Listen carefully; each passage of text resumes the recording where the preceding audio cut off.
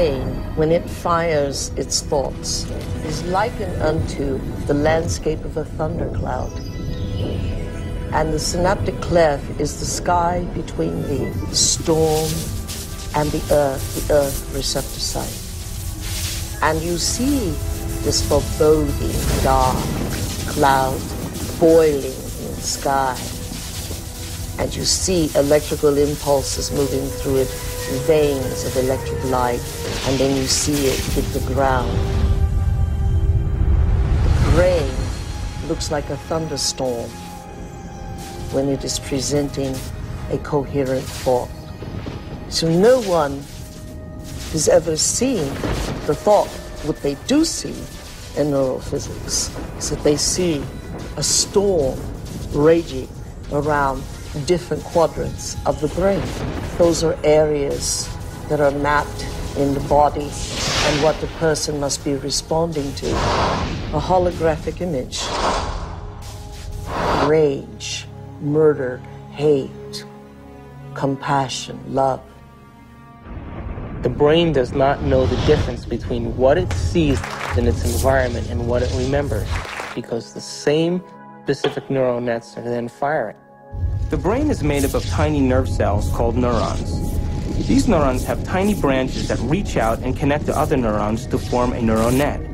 Each place where they connect is integrated into a thought or a memory. Now, the brain builds up all its concepts by the law of associative memory.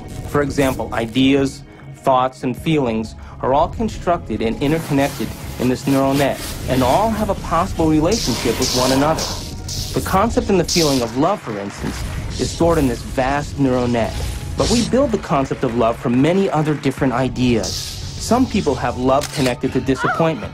When they think about love, they experience the memory of pain, sorrow, anger, and even rage.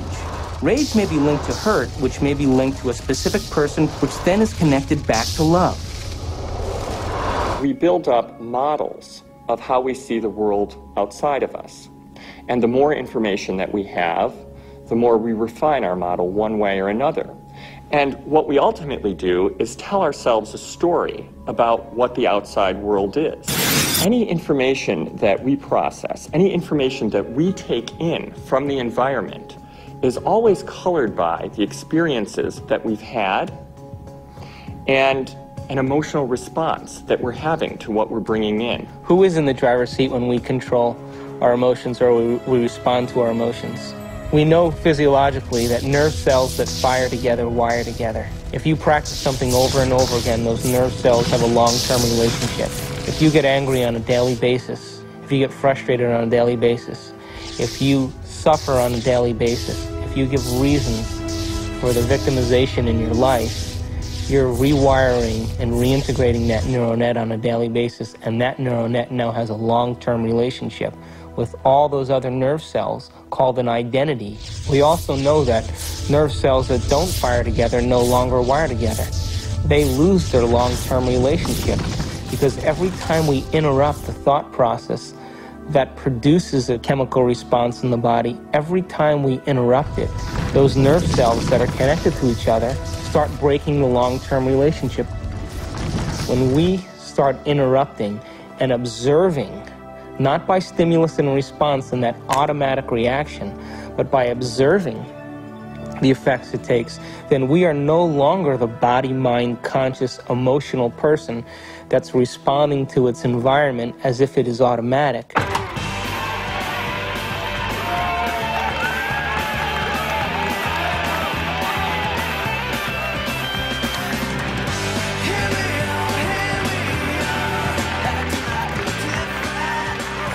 Does that mean emotions are good or emotions are bad?